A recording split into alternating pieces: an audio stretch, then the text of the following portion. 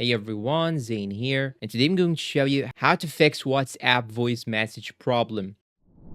Now, to fix this issue, you have several ways, and the first way to solve this issue is to simply try to turn off WhatsApp application from your own background system. So you just have to close the application from the background like this and try to open the application again and see if your issue is fixed or not. If it is not, you can now go to the settings of your phone and search for WhatsApp application. So I will go to apps right here, then go to manage apps, then search for WhatsApp, or simply search for WhatsApp from the beginning when you go to the settings of your phone. Now click on the WhatsApp application, then go to storage, click on clear data, clear the cache and clear the other data. So now you can clear any data from specific chats as displayed right here. And here it tells you exactly how many gigabytes you have in each chat. And now go back again, go to permissions and give the application all the permissions. Give it the permission for the call logs and give it the permission for the phone calls. Give it the permission for the SMS. Just give it all the permissions till you find here that no permissions denied. And now go back again, go to notifications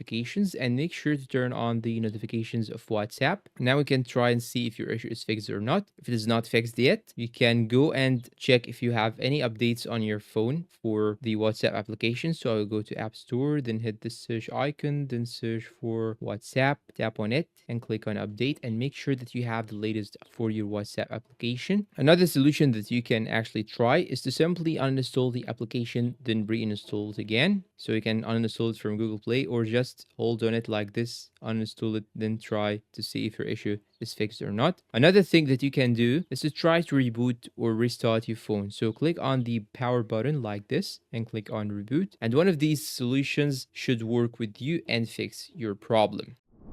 And that's all for today's video. If you find it helpful, please don't forget to support us with like, subscribe to the channel, leave us a good comment, and share this video with your friends. Thanks for watching and see you in a new video.